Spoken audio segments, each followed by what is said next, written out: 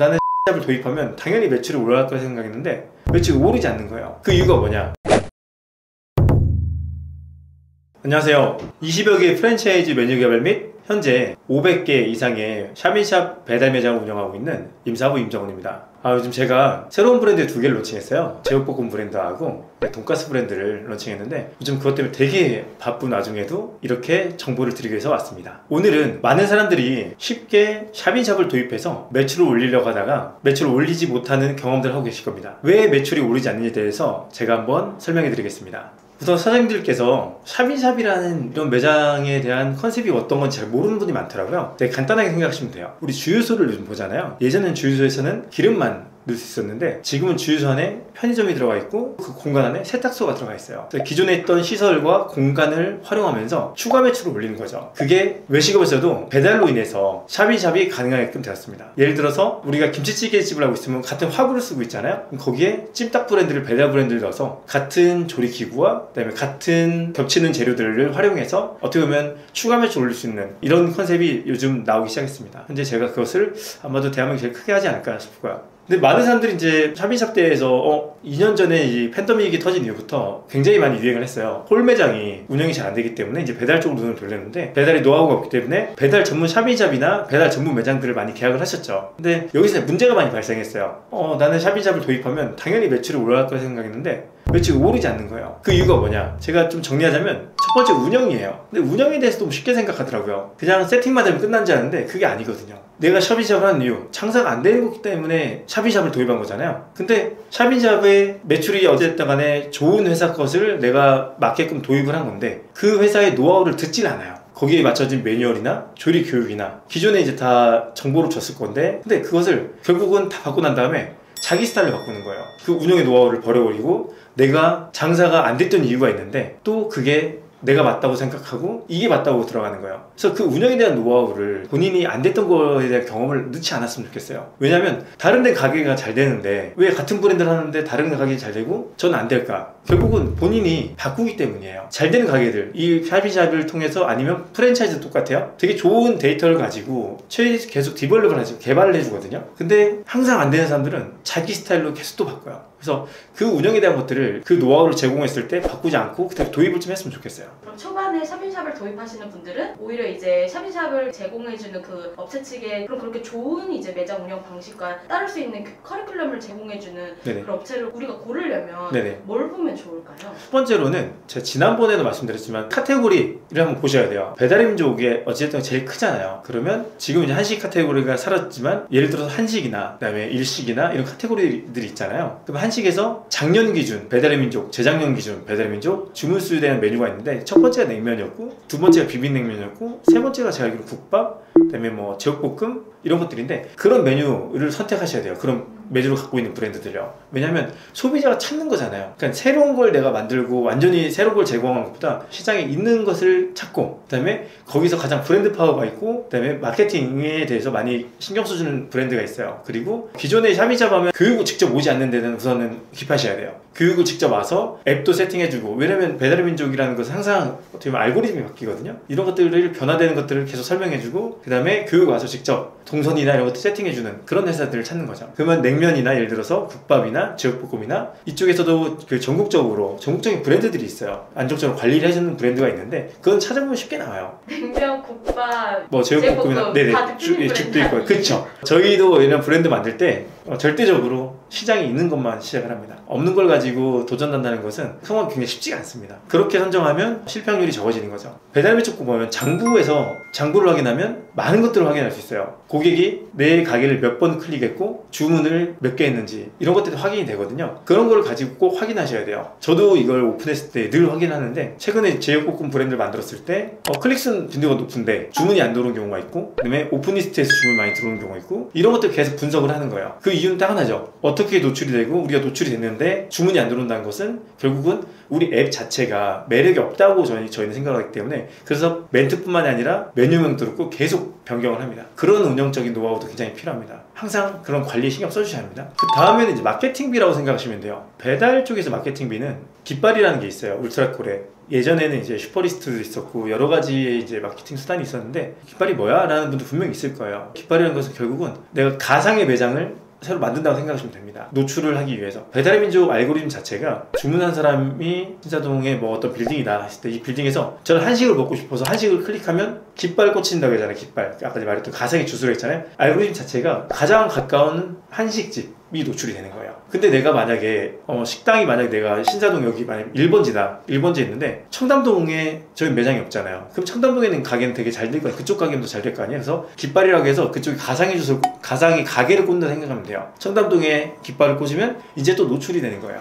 근데 이렇게 노출이 되면 좋잖아요. 결국은 마케팅을 쓰면서 노출되게끔 고객이 우리 매장을 많이 보고 클릭하면서 매력을 느끼게끔 주문을 넣게끔 만들어주는 거예요. 배달 같은 경우는 상위에 노출이 돼야 내가 한식 카테고리든 일식이건 이런 상위 카테고리에서 상위에 노출이 돼야 주문이 들어요. 단 내 메뉴가 우리 매장이 가치가 있을 때 그러니까 경쟁력이 있을 때에 대한 얘기입니다. 이건요. 여기서 깃발이라고 하는 게 꼭 내 매장이 위치가 이제 신사에 있지만 네네. 내 매장이 뭐 청담, 네네. 합동 이런 데 있지 않아도 네네. 가상으로 그 주소를 깃발만 꽂으면 사용할 수 있다는 그쵸. 거죠. 지역을. 네네. 노출을 되게끔 만드는 거죠. 제가 아까 말씀드린 것처럼 배달은 상위에 노출이 될수록 그만큼 고객들이 클릭을 많이 하겠지 당연히요. 하위를 여러분들도 봤을 때 하위까지 내려가지 않잖아요. 그렇기 때문에 초반에 이제 그런 깃발로 이제 홍보를 하는 겁니다. 근데 그 비용을 들이지 않고 대부분의 제가 봤던 많은 매장들이 있었는데 절대 투자하지 않아요. 투자하지 않고 그냥 고객이 오기만 바라고 있는 거예요. 근데 이거 아셔야 하는 게 초반에 상위로 치고 올라가지 못하면 매출을 올리는 건 너무 힘듭니다. 배달입니다. 그래서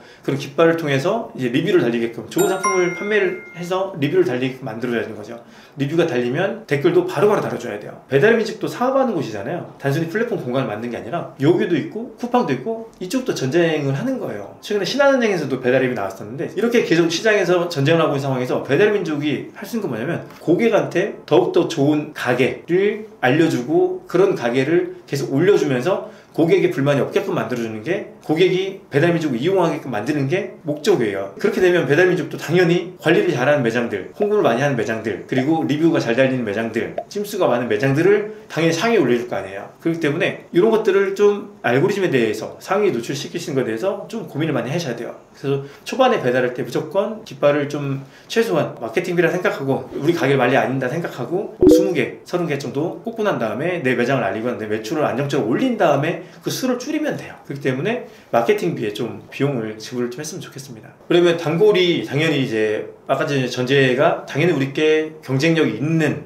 브랜드와 경쟁력이 있는 메뉴를 갖고 있다고 했을 때 재주문에 대한 것들이 확신이 갖고 있을 텐데 고객들은 웹사이트에 보이지가 않는데 주문을 어떻게 넣어요? 그렇기 때문에 노출을 시킨 다음에 고객들이 보고 난 다음에 클릭하고 난 다음에 들어온 다음에 이제 만족도를 줬을 때는 재주문이 들어오기 시작할 거예요. 그러면 자연스럽게 그 깃발에 들어갔던 마케팅 비용을 줄여도 됩니다. 근데 그 전까지는 내 걸 먹어보지도 못하고 본 적도 없는 사람들한테 제가 어떻게 음식을 팔 거예요. 그거 기다리다가 기존 때 재료는 다 문제가 생길 것이고 그러면서 마이너스가 나는 거거든요. 처음에는 꼭 마케팅비를 썼으면 좋겠습니다. 자, 그리고 세 번째는 매뉴얼인데 그 매뉴얼이라는 게 사람들이 되게 쉽게 생각하는데 샵인샵 같은 경우는 최대한 단순하게 만들어요. 그만큼 그 단순하게 만들려면 그 안에 굉장한 시스템을 고민하면서 만드는 거거든요. 복잡한 조리가 없이 기존에 있던 매장 운영하고 있는 곳에서 작은 공간 안에서 다시 샵을 넣는 거기 때문에 그러면 가장 심플하고 좋은 것을 만들어서 제공해드리는 건데 아까 전에 말씀드렸지만 이런 매뉴얼들을 와서 교육을 해주고 했을 때 지나고 나면